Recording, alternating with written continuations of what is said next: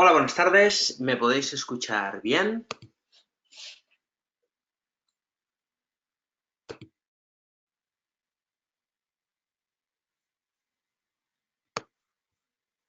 Bien, perfecto. Mientras os vais conectando y termina de entrar el resto de asistentes, vamos a ir compartiendo el monitor y enseguida empezamos, ¿vale?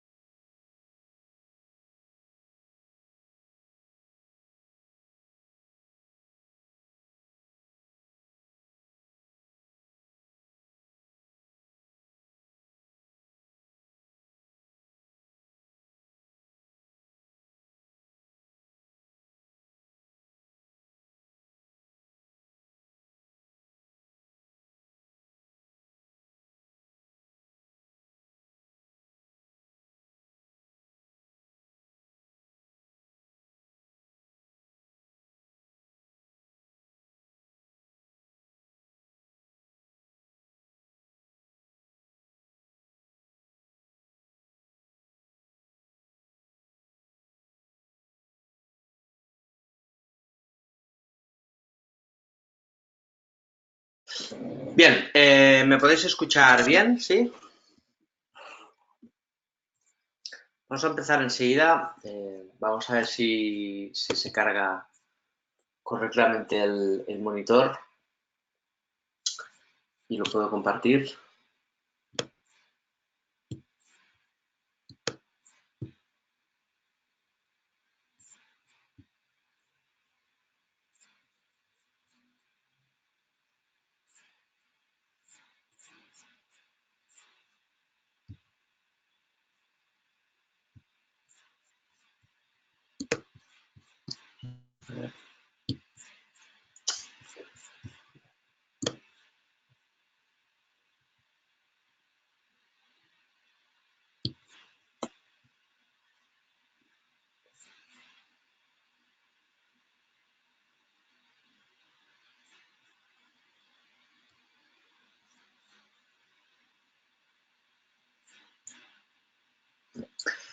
¿Podéis ver el monitor compartido? Ahora deberíais poderlo ver.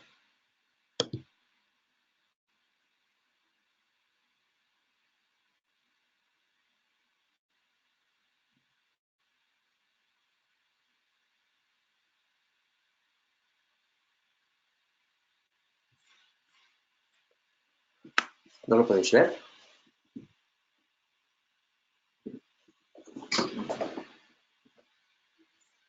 Bien, perfecto. Ahora sí, ¿no? Bien, vamos a empezar, como siempre, nada, daros la bienvenida a todos, agradeceros la asistencia a este webinar y nada, sin más dilación, vamos a empezar. Bueno, como siempre, tenéis diferentes tipos de opciones para poder conectaros al webinario. Algunos de vosotros os conectáis a través de Investing y otros de vosotros lo hacéis a través de nuestra página web, ¿vale? Sea como sea, bueno, yo creo que a veces hay algún problema a la hora de enviar los correos, porque alguno de vosotros pues, nos ha comentado que, bueno, que el correo electrónico no le ha llegado esta vez o alguna vez, y como son salas diferentes, porque en la web, en todo lo que es el calendario de eventos, aquí se publican un poco los eventos que hacemos, algunos son premium, otros son en abierto, sobre todo los viernes, y los premiums tenéis siempre la misma sala de acceso, ¿no? Luego, los viernes son salas individuales, independientes, por lo tanto, os tenéis que registrar cada viernes, ¿no? Es un poco, bueno, pero bueno, al final es la manera de poderlo combinar con Investing, que al final es un poco bueno, pues esta colaboración, ¿no? Y sea como fuere, os podéis apuntar. El problema es que desde Investing os registráis a Investing y luego, unos minutos antes del evento, en la página web de Investing sale el enlace al webinario. Si a alguno le gusta asistir los viernes y demás, yo recomiendo que os podáis registrar directamente aquí.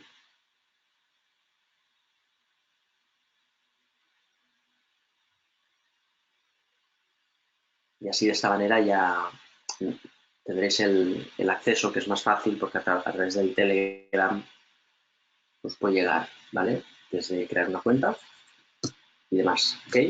Vale, bien, vamos al tema, por lo tanto, como siempre, saludaros a todos. Yo creo que más o menos todos sois recurrentes en los webinars. Para los que no me conozcáis, me llamo Marc Rives, soy trader profesional y cofundador de BlackBear. BlackBear somos un broker registrado por la CMNV y bueno, y ofrecemos pues una plataforma para intermediar en los mercados como esta y bueno, y luego pues un servicio de formación con la intención de que aprendáis pues las cosas básicas y importantes para operar en el mercado. Y luego, pues evidentemente, la gestión de carteras con fondos, acciones y demás, ¿vale? Bien, vamos por lo tanto a ver hoy un tema importante que es el análisis. Como bien sabéis, siempre todos los viernes lo que me gusta hacer pues es repasar el mercado mientras tocamos un tema, ¿vale? Hoy tocamos el análisis general, que es probablemente el tema que más tocamos. Este mes de septiembre hemos puesto títulos un poco más genéricos porque, bueno, creo que el mercado está en una situación que es bueno que pensemos y veamos en qué situación está. O probablemente en octubre tocaremos temas más operativos que analíticos. Así que si tenéis alguna pregunta y queréis utilizar el chat para preguntar o hacer cualquier duda que os apetezca generar debate, pues perfecto, ¿vale? De hecho, cuanto más debate y menos monólogo, pues más entretenido va a ser para todos. Bien, Luis, me comentas por ahí, esta semana he tenido que apuntarme al seminario a través de Investing. ¿Cómo apuntarse a través de BlackBear? Bien, sí, la verdad es que desde la vuelta de verano, no sé el motivo, pero yo creo que, como os decía antes, ha habido como una especie de fallo en el servidor de correo, porque lógicamente, pues estáis más o menos los que tenéis siempre, ¿no? Pero bueno, tampoco pasa nada. pero sí que es cierto que a veces falla en el correo. Es cierto también que estamos cambiando la web. Yo creo que la semana que viene o la otra ya la podremos por fin, que todo es muy lento siempre ponerla. Este fin de semana la vamos a probar todo, que funcione bien y quizás será mejor, porque los enlaces están ya puestos en la web y es más fácil el poderos registrar, ¿no? Siempre quedan cosas, pero nos gusta que sea muy eficiente. Y como los webinars es una cosa muy importante, pues que esté un poquito más estructurado, ¿no? Siempre nos podéis contactar, no obstante, por Telegram o a través de la web y ya está, ¿no? Luego Juan Carlos me dice, ya habéis dejado en septiembre de enviarnos los webinars Trading Experience, como hacíais antes, ¿veis? Es eso el problema, Juan Carlos. Yo creo que ha fallado un poco el servidor. Lo estamos mirando de reparar y si no, cambiaremos de MailChimp a otro sistema. Pero no es que hayamos dejado, sino que a veces pues, los correos no llegan, ¿no? Vale, veo que aquí hay varios. Os agradezco el comentario, Juan Carlos. Dices, desde la vuelta de verano fallan los correos, no podemos apuntarnos ni recibir como antes los que no tenemos la plataforma. Bien, pues es por este motivo, como os comentaba antes, ¿vale? Seguramente la semana que viene ya os llegarán los correos, ¿vale?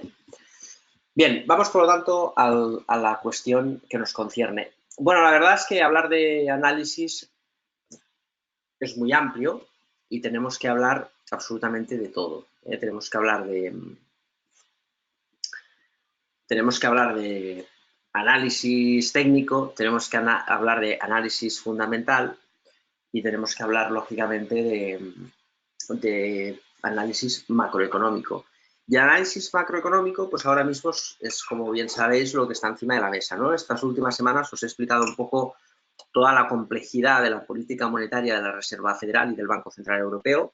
Para mí es una auténtica barbaridad lo que está pasando ahora mismo en los mercados. Pensad que básicamente se está subvencionando a la banca para que preste, lo cual me parece alucinante. La Reserva Federal ya esta semana dijo bajo tipos de interés y deja la puerta abierta a una nueva expansión monetaria.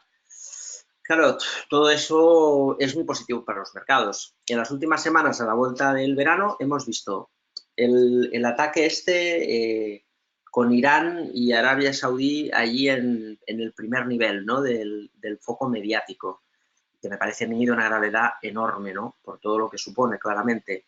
Hemos tenido también el tema del IRPH sobre la banca en España, es una noticia súper importante, además con un mensaje que para nada es favorable, ¿no? Y luego, evidentemente, hemos tenido la reunión del Banco Central Europeo y de la Reserva Federal. Al final, las noticias negativas se han recogido bien, las noticias positivas, bueno, pues también, y el mercado está planteando claramente un giro, ¿no? De toda esta semana os hemos venido explicando cómo el proceso de aceleración claramente se ha roto. Es cierto que muchos soportes se han roto, ¿no? Pero independientemente de que a veces pues, podemos pensar, no, está haciendo un pullback a esta línea, luego caer y demás, no os comáis la cabeza, porque las líneas se pueden poner y podemos ver lo que queramos ver. La única realidad es que el mercado ha desacelerado la caída, ¿vale? Que sigue estando en una zona de debilidad, pero podemos hablar de un suelo. Luego se puede deshacer o no se puede deshacer, pero se puede hablar de un suelo. A mí siempre me gusta, cuando hablo de un suelo, ver o pensar qué hay detrás. Es decir, que si hablamos de un suelo de mercado, pues tenemos que ver que realmente pues hay algún tipo de medida o algo que pueda ayudar al sectorial. Y efectivamente, las políticas monetarias, pues hombre, en principio fomentan siempre la burbuja. En esta ocasión en Europa es más discutible, ¿no? Pero sí que es cierto que, bueno, pues que son precios muy buenos en general. Si cogemos los bancos, ahí tenéis el Sabadell, está claro que ha roto el soporte, pero estamos viendo pues una desaceleración de las caídas, el precio ya, ¿veis? Ya empieza a comportarse por arriba y por abajo de la media.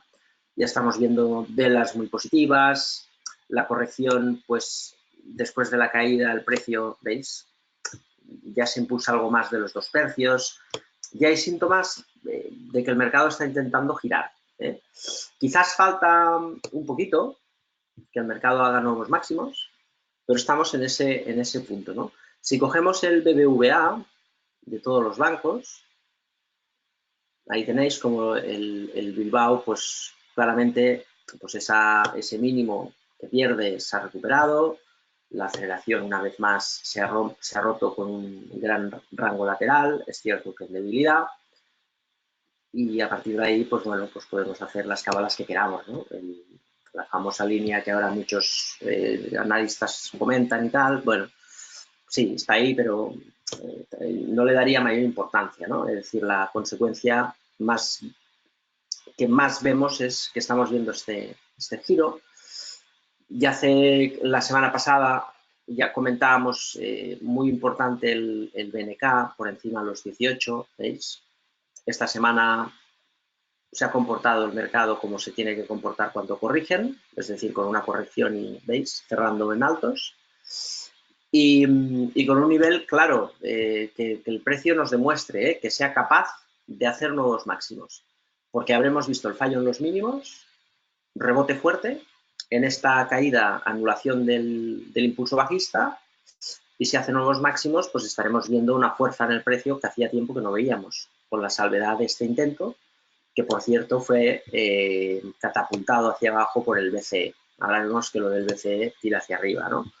Bueno, vamos a ver si eso que intentó en el segundo trimestre del año lo consigue hacer ahora, habida cuenta de que los bancos pues, les han quitado las penalizaciones, que en el fondo del asunto lo que queda es eso. Técnicamente ahí podríamos hablar de muchas pautas, porque lógicamente esta formación o esta divergencia, ¿veis?, se está formando de una manera pues un poco atípica, pero sí que es cierto que por arriba de este nivel, por ejemplo, pues esto es un patrón de cambio de tendencia, famoso taza con asa, es como una taza y aquí tienes el asa. Si rompe este nivel, pues lógicamente nos dará un objetivo claro de 19,50, pero sobre todo que el precio se ha recuperado. Y es básico que el sector bancos se recupere en el mercado. Telefónica nos da también muy buen rollo, porque a pesar de que quizás es el más bajista, fijaros, si hacemos el análisis, lógicamente estamos analizando un mercado que está cambiando de tendencia como el IBEX, ¿no? Y eso siempre es complicado, porque es mejor comprar fuerza y activos que tiran. Pero las eléctricas, que son los más fuertes, pues están como muy en distribución, y los activos que están girando pues nos pueden dar un potencial importante de revalorización. Ahí tenéis, por ejemplo, Telefónica. Telefónica, como podéis comprobar, sigue también en un movimiento bajista, la caída ha sido bastante contundente y la recuperación pues muy interesante, sobre todo acompañado en este caso de la reunión a los analistas, una reunión en la que básicamente Telefónica dice que no va a comprar acciones propias. Eso es muy bueno porque el mercado al final piensa, ¿para qué? Si tienes problemas de deuda es mejor que amortices la deuda y no que compres acciones propias. Y eso es lo que va a hacer Telefónica, aparte de un ERE, para reducir los costes, mejorar los márgenes. Y finalmente este acuerdo con Antena 3, que es muy interesante. Nosotros siempre hemos pensado que Telefónica quizás tiene unas en la manga, que es Movistar Plus, y como nunca ha comentado eso, pues me hace pensar que ni ellos mismos saben o son conscientes o se lo han planteado, porque al final las cosas son planteárselas, ¿no? Pero bueno, viendo Netflix, que vale 100 billions en bolsa, pues quizás yo creo que hacer un spin-off de Movistar Plus, sacarlo a bolsa, conseguir una liquidación de ese activo para poder reducir la deuda y sobre todo que sea más ágil, porque seguramente todos habéis podido pensar alguna vez por qué tengo que ser cliente del teléfono para ver el fútbol, ¿no? Y todos los contenidos que tiene el Movistar Plus, pues quizás sería más eficiente, ¿no?, si tuviese un equipo de gestión independiente y fuera una empresa independiente con capital de Telefónica y que pudiese crecer fuerte en la generación de contenidos, porque en estos meses, veis, si ponemos Netflix, Netflix tiene un problema ahora mismo, y es que, aparte de que es muy cara en bolsa, tiene un problema de tesorería. Y eso es normal, ¿no? Porque al final es una empresa de contenidos que hace series de televisión y tal. Y claro, llega un momento en el que has crecido mucho en usuarios. Lo bueno de Netflix es que si sube, por ejemplo, 1 euro la cuota, pues para el usuario no es mucho, pero para ellos es un montón. Pero claro, el usuario cada vez pues exige más contenidos de mayor calidad, ¿no? Y más ahora que Disney va a salir con la competencia y con series de un nivel altísimo, ¿no? Veremos a ver cómo responde Netflix. Pero bueno, lo que está claro es que parece que Antena 3 y Telefónica han visto la oportunidad de competir un poco con ese nuevo entorno en el que las telecomunicaciones tienen que ofrecer contenido audiovisual y las empresas de medios tradicionales como Telecinco y Antena 3 tienen que cambiar. Ya vemos la fusión grande de Mediaset con Mediaset Italia, y luego Antena 3 necesita pasar del sistema tradicional a algo nuevo, ¿no? Y la generación de contenidos, que es, por ejemplo, lo de La Casa de Papel, la serie esta que está en Netflix, pues es una serie que ha tenido mucho éxito comercial, y eso evidentemente para Netflix es muy importante, poder comprar derechos de retransmisión, igual que las películas, para no tener que invertir haciendo las series y las películas, ¿no? Porque corres el riesgo de hacer producto de muy mala calidad y además gastarte mucho dinero que no tiene. Eso yo creo que es un punto muy favorable para Telefónica y Antena 3, que han visto la opción de poder crear una empresa nueva para hacer este producto, ¿no? Que es hacer series de televisión para meterlas en sus plataformas y además venderlas a plataformas de terceros. Me parece una idea muy interesante y además una noticia muy positiva para Antena 3. Y luego, pues para Telefónica, pues bueno, por el volumen de Telefónicas no es mucha cosa, pero sí que puede reforzar su posición en contenidos. Yo creo que lo que le iría muy bien a Telefónica quizás sería valorar eso, pues, segregar el negocio de contenidos y poder reducir la deuda, que al fin y al cabo es lo que quiere el mercado. Bien, Telefónica, sea como sea, pues también vemos un rebote en forma de Vs, todavía no ha hecho nada, pero la sensación es positiva. Si tira Telefónica y tiran los bancos, pues es lógico que el IBEX se va para arriba, y los mid y small caps, pues veremos, porque todavía les queda mucho por hacer, ¿no? Por ejemplo, tenéis el Cross. El Cross es una empresa perfectamente saneada después de muchos años de miserias. Su comportamiento bursátil pues ha sido muy bueno durante todo este tiempo, y la caída que ha tenido ha sido brutal, un 70%. Es normal que cuando el mercado cae tanto tiene rebotes, pues fijaros, de un 47% en nada, y eso es mucho potencial. Ahí puedes hacer dos cosas siempre, lo que decimos, ¿no? Te anticipas y compras.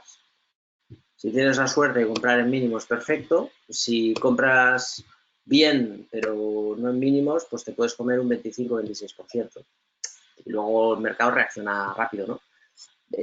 Está ahí en fase de compra, le queda un poquito. Luego tenemos IAG, que es un valor pues también muy interesante. Parece que las velas que hemos visto ya son de giro. Ese es un valor que en las últimas semanas os venía comentando un poco, si vamos atrás en el tiempo, que se nos había ido a la situación del Brexit, que era un precio muy bueno. Ahora está en esta situación, más o menos, como cuando el Brexit, y bueno, la posibilidad de rebotar y volver a la zona de altos, pues nos da un 40-45% de una compañía de una extremada calidad. No creo que el petróleo en este sentido, aunque pueda tener más volatilidad, esté estructuralmente en una dinámica de precios altos durante muy largo plazo. Pero bueno, ya nos da la señal de compra, ¿no? Que al final es lo que estamos buscando. Por lo tanto, la próxima semana pues compraremos IAG, probablemente Aircross, y seguiremos viendo cuáles son las mejores alternativas. Por ejemplo, otro valor muy interesante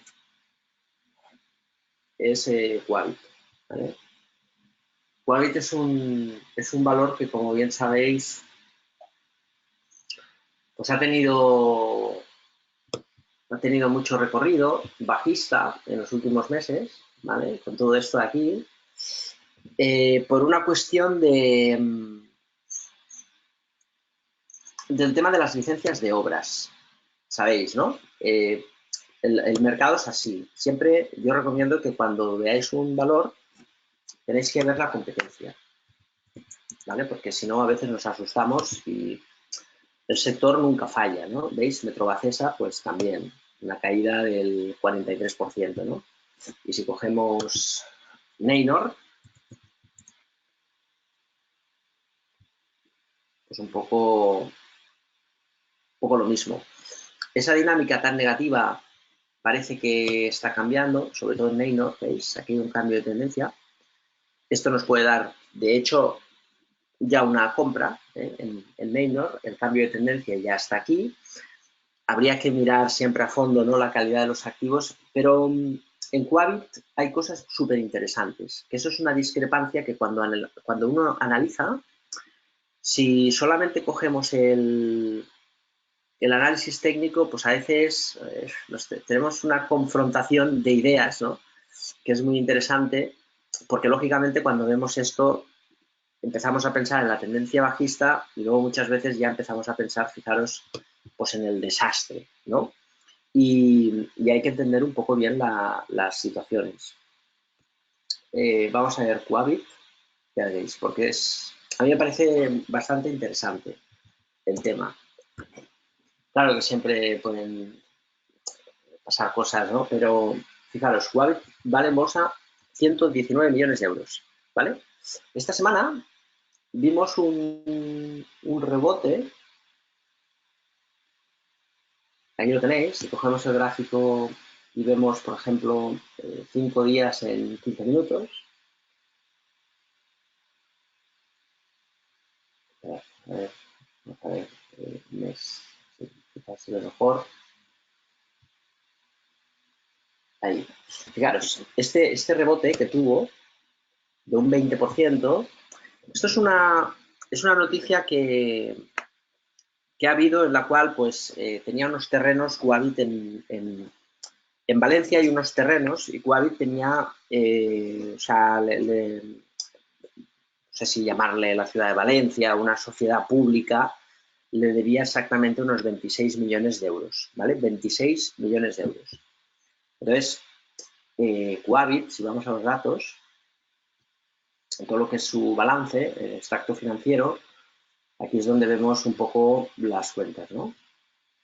Y en las inmobiliarias no tenéis que ver nunca o sea, sí se puede ver, pero el profit and loss no tiene ningún sentido. Si quisiésemos comprar inmuebles, no miraríamos la cuenta de resultados. Lo que nos interesa es los activos, ¿vale? El valor patrimonial digamos, de los pisos, de los terrenos, de las casas, ¿no? El caso de Quabit, ahí lo tenéis en lo que es los números, ahí tenéis en todo lo que son sus activos, pues lógicamente siempre recoge una parte del litigio procesal, ¿no? De esos 26 millones de euros, que es algo que está medio perdido.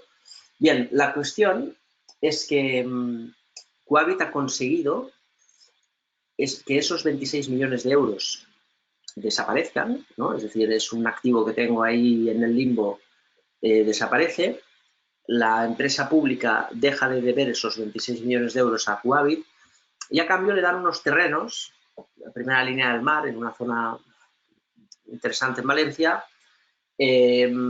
para construir 500 viviendas.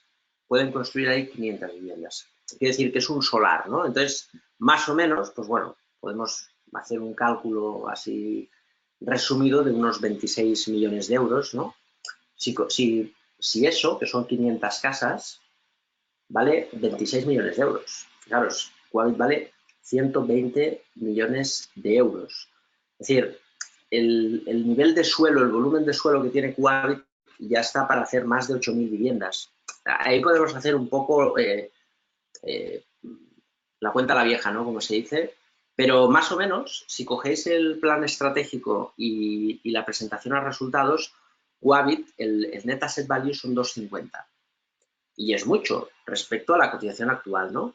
El 2,50 tiene que ver con la valoración de los solares. Bien, si hacemos una aproximación sobre los 26.500.000 casas, ¿cuánto equivaldría 8.000? Ya sé que no es el cálculo perfecto, pero para tener a grosso modo, pues veréis que más o menos... Entonces, en este sentido, insisto que muchas veces uno quiere ver problemas donde los hay o donde no los hay, ¿no? Según el interés de cada uno. Pero bueno, si vemos la realidad, fijaros, Quabit tiene pues, un volumen de caja y un volumen de receivables. Esto es dinero de las preventas y el receivables es de las preventas. Y los inventarios son solares y casas que se están haciendo. El proceso en este negocio, que es pasar de aquí a aquí, de aquí a aquí, esto si cogemos el trimestral y cogemos en junio, ¿veis? Lo que veíamos antes, que es el cierre 31/12/2008, fijaros cómo crece la caja, ¿no? Es decir, el negocio va funcionando, el receivable va pasando a la caja y luego, evidentemente, los inventarios crecen porque se está creando un activo que son las casas, ¿vale? Falta, evidentemente, pero fijaros, de los 480 millones de inventarios. Luego, el problema que tenía antes Quabit de la deuda y demás, pues es un problema pues bastante menor, porque fijaros, lo que es el long term debt a lo que es los activos corrientes, pues tiene una deuda total de 271 millones, ¿no? Esta deuda que tiene, si la contrastamos contra los inventarios, pues no es la barbaridad que había antes, ¿no? Que antes había pues, 1.000 millones de deuda contra solares que estaban muy inflados. Ahora es diferente. La situación, estructura financiera de la empresa es totalmente viable.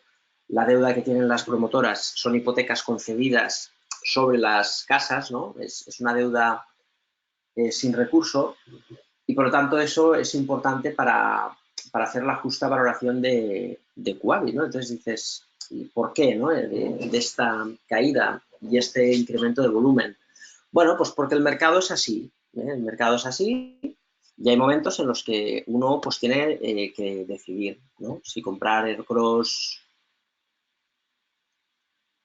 y comerse un 20% de caída antes de ver estos rebotes fuertes o ver un cruce de la media móvil, como podemos ver ahora, esperar un poquito y esperar el rebote, ¿veis? En este caso un 26%.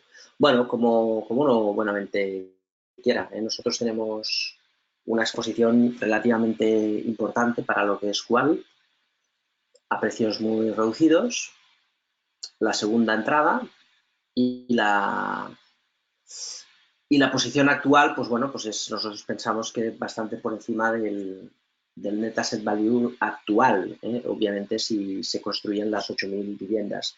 Bueno, pues son situaciones interesantes, estas discrepancias entre una cosa y la otra. La moraleja siempre es la misma, hagamos caso por defecto al análisis técnico, es decir, a la situación de momento, ¿vale?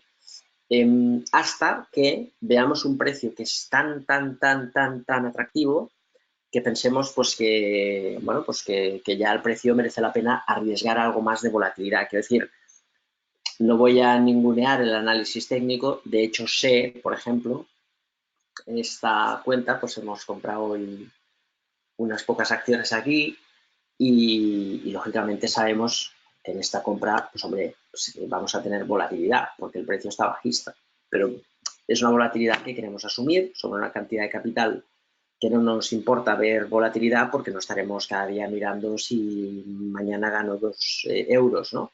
La intención es que el precio recupere, pues, bueno, pues lo que creemos que vale, y mientras el negocio siga recurrentemente bien y veamos estas noticias, pues creemos que es una decisión pues totalmente lógica, ¿no? Porque incluso se podría vender los solares estos de Valencia por 25 o 26 millones de euros y imaginaros el impacto que tiene sobre la capitalización.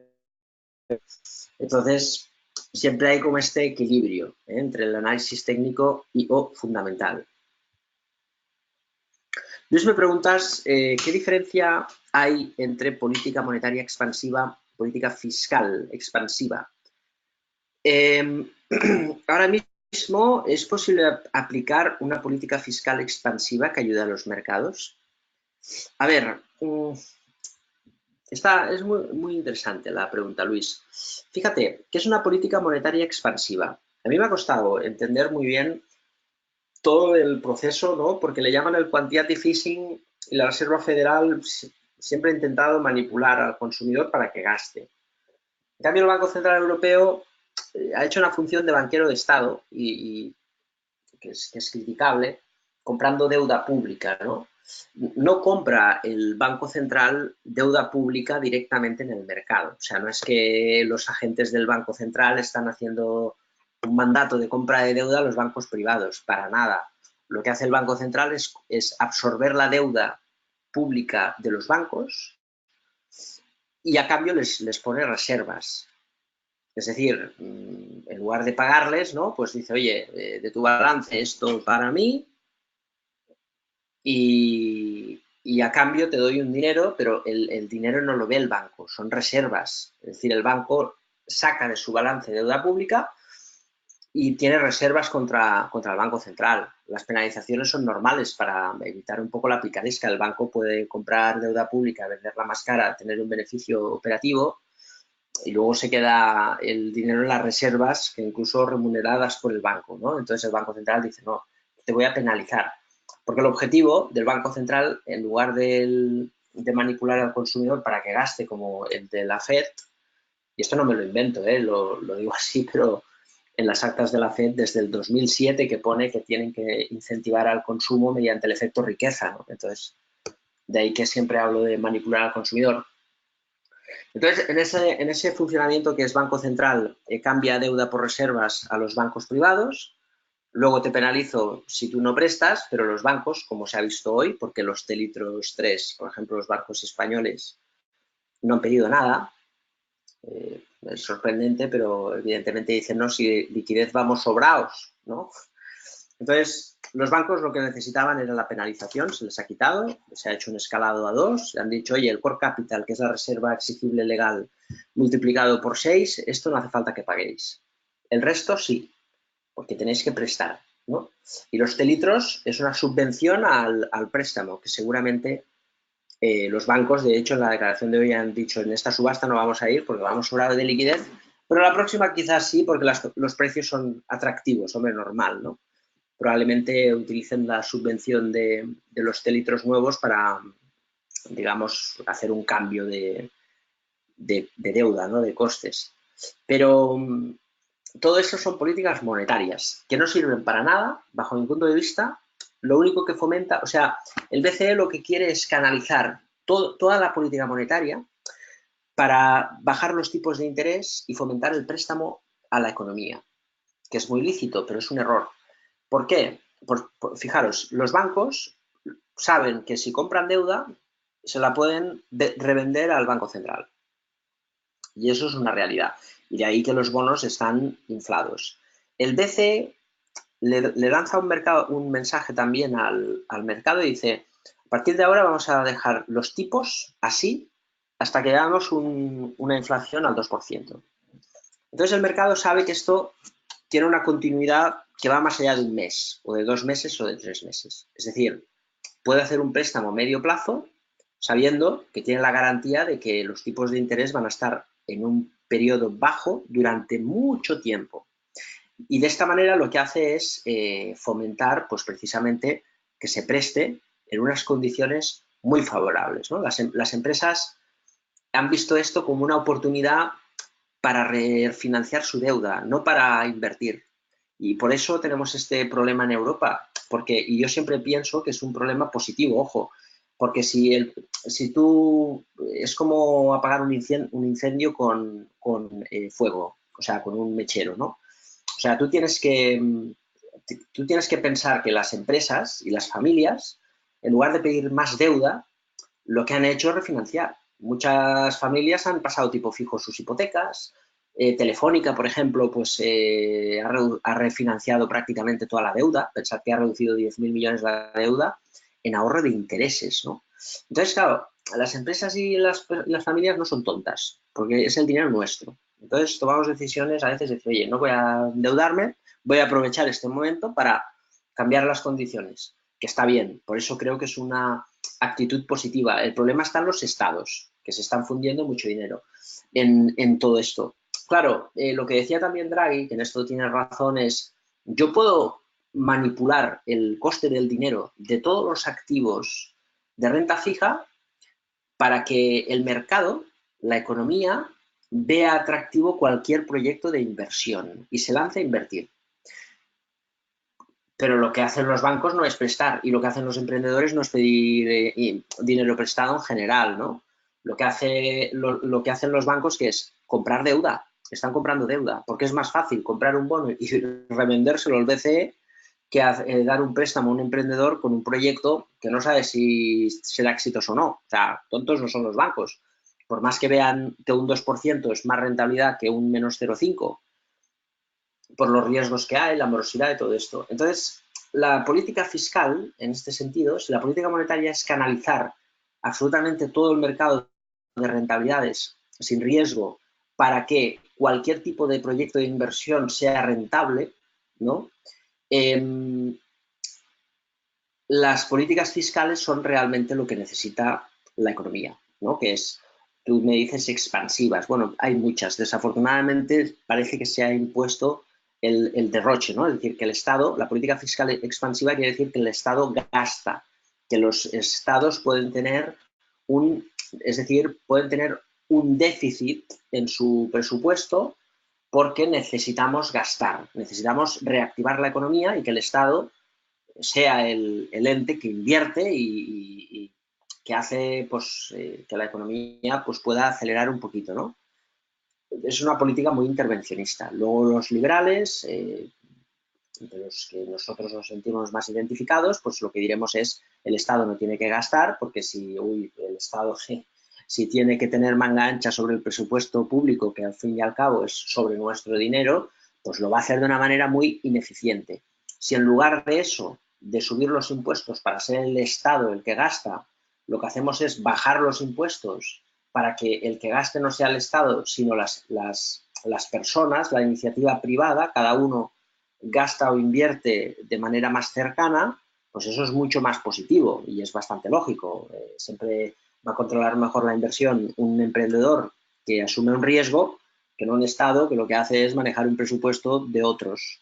Entonces, ahí es donde está la clave del asunto. Sea una política fiscal liberal de reducción de impuestos y de apoyo a la inversión o una política expansiva fiscal de gasto público, eso son reformas que necesita Europa para que todo lo que está haciendo el Banco Central Europeo no termine en los mercados de activos, que es la economía famosa especulativa, ¿no? Que son los mercados, las bolsas. La economía productiva es pues, invertir en una empresa, ¿no? Entonces, siempre hay esta discrepancia y eso es un poco la definición y por eso ahora pues, están todos los modelos económicos, economistas y demás pues hablando pues de eso, de que necesitamos o políticas fiscales expansivas o reformas estructurales sobre la economía que son bajadas de impuestos.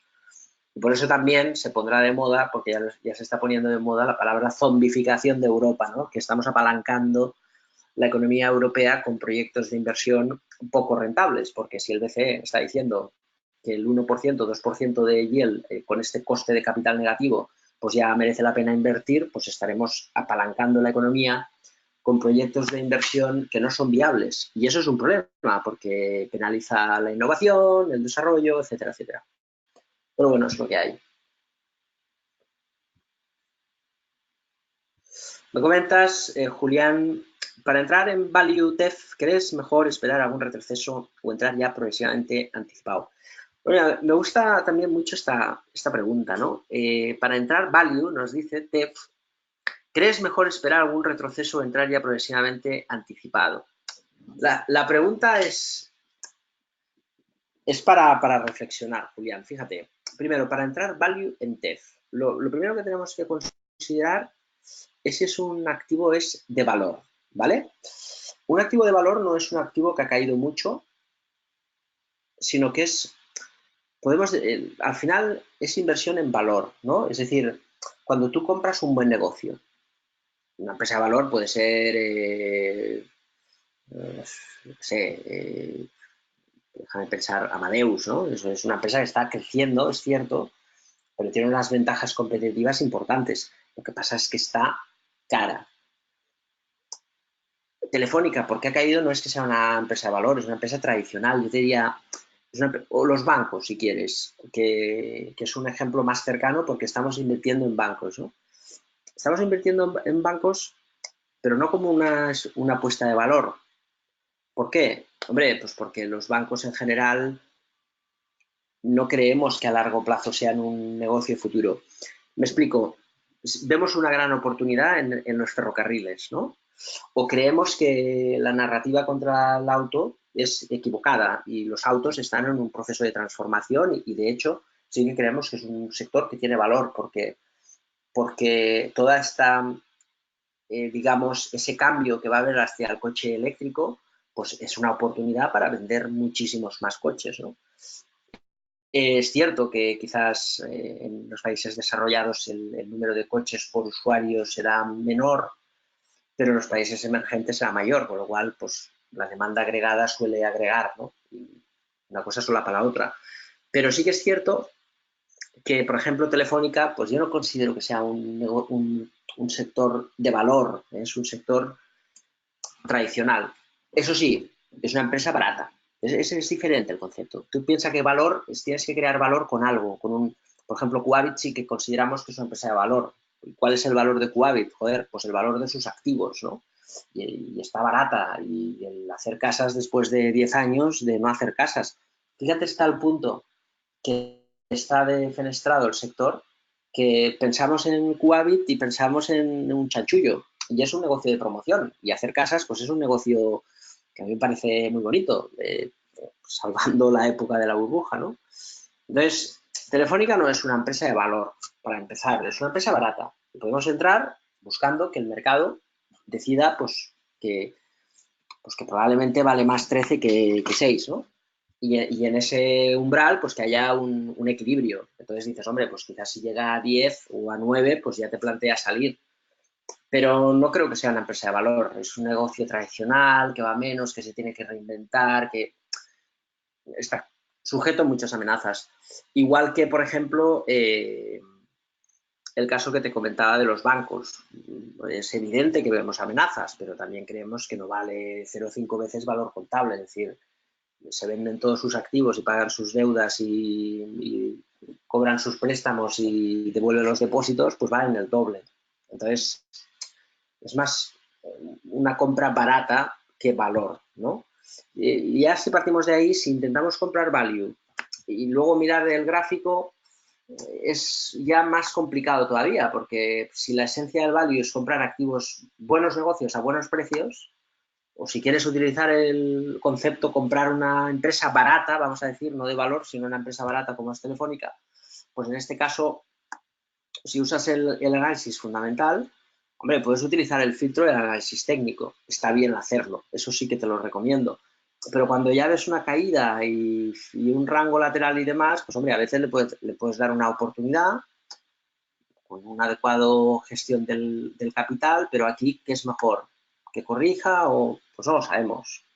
Lo que te tiene que hacer tomar la decisión es que el precio pues está suficientemente atractivo, ¿no? Entonces, ¿qué podríamos hacer en todo esto, ¿no? Decir, oye, ¿cuál es la solución al problema? Bueno, pues si tú tienes intención de comprar Telefónica, puedes hacer dos cosas. Uno, comprar y rezar, ¿no? Decíamos. O simplemente, pues, seguir con equilibrio lo que buenamente te dice el precio. Entonces, ya te digo, no es determinante, ¿eh? Porque estás tomando una decisión de que está barato y eso prevalece. Luego dices, no, esto sería más, pues, como una especie de filtro, sin agobios. Es decir, no tengo ni idea. ¿Estás dispuesto a pagar 7,50? Porque realmente la pauta de compra te la da por encima del 7,50.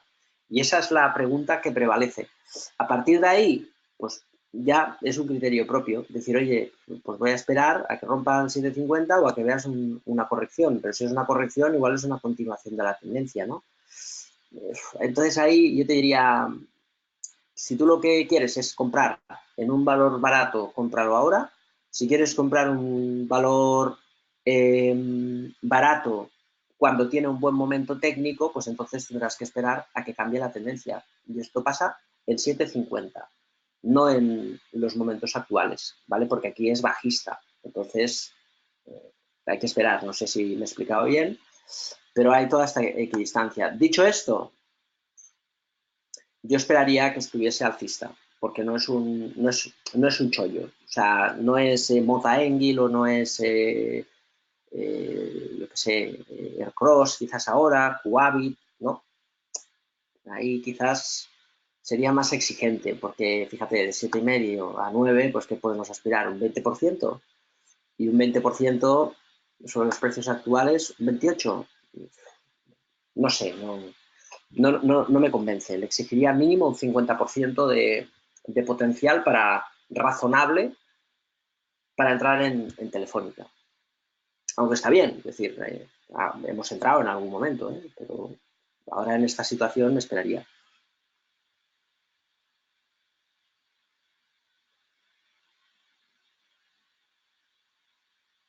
A mí me gusta a veces cuando compro valores baratos que tengan mucha volatilidad, porque son los que realmente nos pueden dar un buen impulso. Y evidentemente cuando hay volatilidad la hay en sentido positivo y negativo, ¿eh?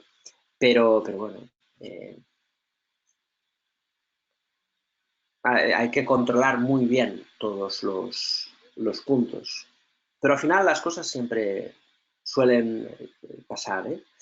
Luis, comentas sobre la inflación, dices que tenemos en nuestro día a día es tan bajo. Yo noto a mi alrededor que los precios suben más de ese 1 o 2% que hablan los bancos centrales, ¿no? Porque existe ese interés en manipular la inflación. Bueno, sí, porque aquí hay impuestos y no deja de ser un cálculo relativo de diferentes factores. Es evidente que la inflación, pues mira, desde que ha aparecido el euro, si coges los datos de inflación, pues no tendrías la sensación, por los datos y el mercado y demás, de que hemos vivido una era inflacionaria muy potente, ¿no? Parece que lo contrario, o sea, que hemos vivido con una inflación pues muy moderada. Y todos sabemos que hemos tenido inflaciones pues del 200-300%. Aquí en España hay muchísimos productos, pero muchísimos. O sea, en lo cotidiano que te compras cada día, el café que te vas a tomar, el pan, el desayuno, la cerveza que te tomas con los amigos, todo eso, pues todos sabemos que se ha doblado, pues no sé, yo me acuerdo, ¿no? Por poner algún ejemplo, que vale hoy un gin tonic y que valía antes del euro, en pesetas, euros, ¿no? O sea, la inflación es evidente de que ha sido muy superior a la que nos dicen. El señor Guindos dice que España necesita una política fiscal restrictiva y en cambio los demás que debe ser expansiva. Yo creo que España lo que necesita es bajar los impuestos.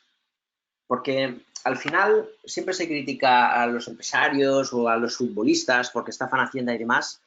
Yo sinceramente creo que no es que estafen Hacienda, es que el Estado roba a lo que es nuestro, ¿no? Porque si fuese una contribución escogida, si yo pudiese escoger si pago impuestos para que cómodamente el Estado me dé unos servicios o yo me compro esos servicios y no pago impuestos, pues entonces sí, ¿no? Que podría haber, oye, usted ha escogido esto y no paga impuestos. Pero claro, cuando te obligan y te roban parte de tu dinero para robar ellos, pues al final es como, no sé, yo creo que lo que necesita España para acabar con la economía sumergida, para reducir ese paro que parece que tenemos infinito y que no es así, porque evidentemente las condiciones laborales pues obligan a muchos pequeños y medianos empresarios a tener que prescindir de contratos laborales porque es que si no cierran, ¿no? Pues hombre, esto lo sabe todo el mundo. Pues ayudemos a esta gente con menos impuestos y que se pueda normalizar la situación y que los empleados puedan tener buenos contratos laborales, los empresarios invertir y eso son políticas no restrictivas, sino políticas reformistas, valientes y liberales, que yo creo que es lo que se necesita. Y para nada esto está en desacuerdo con las políticas progresistas o del bienestar social. Lo que se tiene que hacer, yo creo, es pasar la tijera en la administración, que es probablemente lo más fácil de ahorrar y lo más ineficiente, ¿no? Ese volumen excesivo de administraciones y hacer una administración pues mucho más eficiente.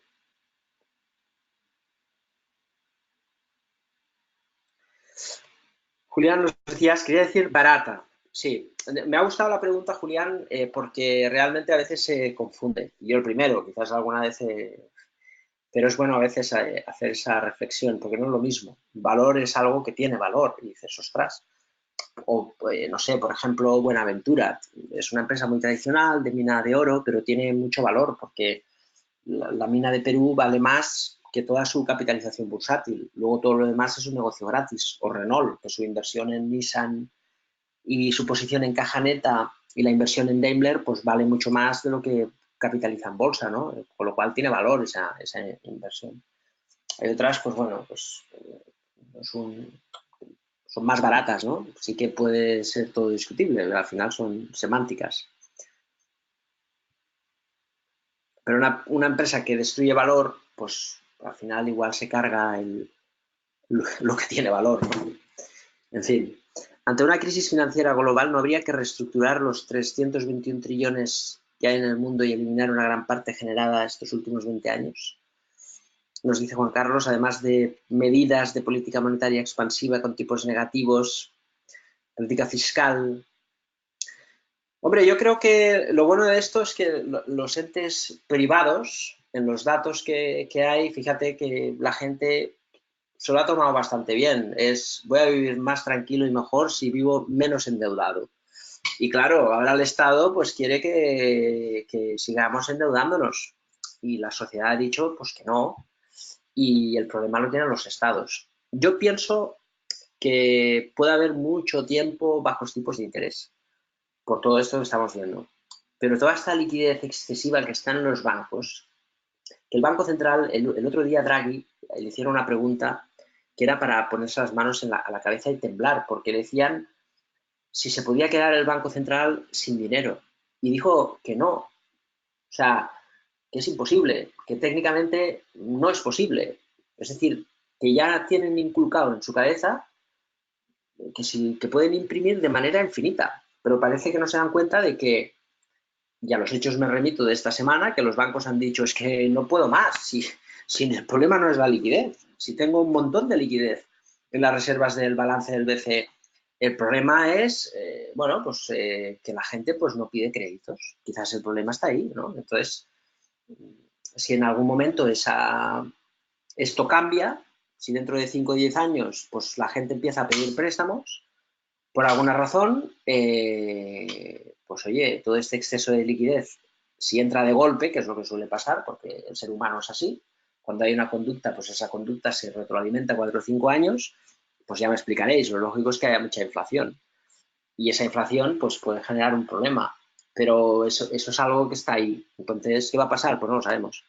Lo único que sabemos es que todo esto, pues bueno, pues debería de alimentar los mercados, por más que no nos guste.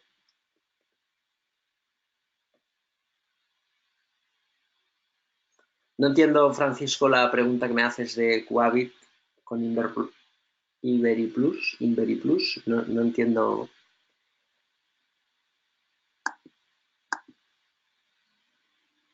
Bien, no tenéis más preguntas. Sí me gustaría acabar un poquito con un comentario de la bolsa americana. También es súper importante, fijaros. Ahora mismo, si bien es cierto de que Europa está en una situación muy importante, Estados Unidos yo creo que está en un momento absolutamente clave. Podemos mirar diferentes tipos de gráficos, ¿no? Pero esta situación de romper el soporte, irse para abajo y caer pues la friolera del... Estamos hablando del SP500, un 20%, un poquito más, 20-21% en esta primera caída, solamente por el hecho de la intención de subir los tipos de interés.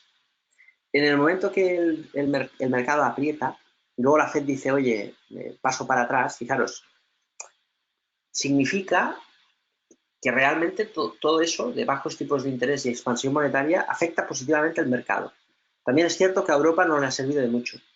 Y también es cierto que España ha sido más débil por los temas políticos, con lo cual, si en España hay gobierno y están estas políticas monetarias expansivas en Europa, pues hombre, me imagino que algo se notará. Y más si han quitado penalizaciones a los bancos, que es lo que también tumbó a la bolsa europea, como veíamos antes. Pero la bolsa americana está en este punto que es súper importante. Romper máximos históricos y romper la amenaza de este patrón, que es un gran triángulo expansivo, que es una figura de amplia distribución. Es una figura muy fea, porque esto de aquí es solo, digamos, en la distribución. Imaginaros, pedazo de distribución de máximos a mínimos de un 23%. Pero también tiene una connotación positiva, que es esto de aquí, la gran reacción y los mínimos crecientes. Para mí es súper importante que la bolsa americana rompa de manera decidida esta zona, empiece a acelerar.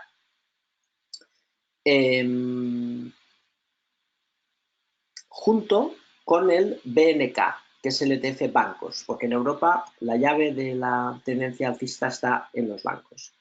Monitorizad los 3 índices americanos, el Dow Jones, el S&P y el Nasdaq. Monitorizar el BNK, todo lo que sea BNK por encima del 18, BNK es el ETF Lixor, ¿veis? Stocks 600 Banks.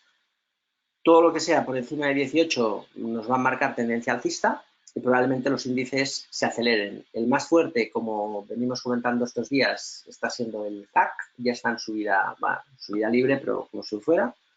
Y luego, pues el IBEX 35 quizás es un poquito más volátil, pero también está en una situación bastante interesante, en un año que ha sido de mucha transición. Ha recuperado el atracón bajista, ahí la divergencia se ve mejor, ¿veis? Claramente necesita superar este nivel para poder hablar bueno, pues de que vuelve a intentar el mercado alcista, igual que lo intentó el primer tramo del año, y que tenga que pasar pues la zona de los 9.600 y pico para que podamos hablar ya así de un mercado alcista sí o sí. Yo creo que la situación es de intentar poco a poco apretar, de tener una posición, siempre controlando el riesgo, por supuesto, y si el mercado tira, que tengamos tiempo de acompañar. Estamos en un momento absolutamente importante. Creo que la vuelta de vacaciones muchas veces nos muestra un poco la intención del mercado, y la intención del mercado es de momento positiva. Si el mercado americano consigue romper esta resistencia y vemos compras ahora que empezarán la publicación de resultados, probablemente tendremos un año que acabe bastante bien, y esperemos que en Europa y en el IBEX pues podamos también romper, veis, toda esta transición que ha complicado mucho la tendencia y la generación de resultados, con muchos valores, todos los que hemos seguido, que deberían de seguir la estela, ¿vale? Así que nada, lo iremos siguiendo. Si os apetece, los viernes tenéis un espacio, bueno, espero que os llegue el correo como de manera habitual para que os podáis apuntar, ¿vale? Si os apetece, y si no, pues nos podéis enviar un correo o a través de nuestra web. Y seguiremos muy atentamente. A los que estáis en el Premium, como siempre, pues iremos haciendo el seguimiento de todo, así como de los webinars formativos. y esperemos que, como siempre digo, pues a veces nos toca vivir un tramo alcista, tramo bajista, tramo lateral. Esperemos que nos toque un tramo alcista que es más divertido y ameno y que hace tiempo que no vivimos, pero pinta que sí. Así que nada, un saludo a todos, feliz fin de semana y hasta la próxima.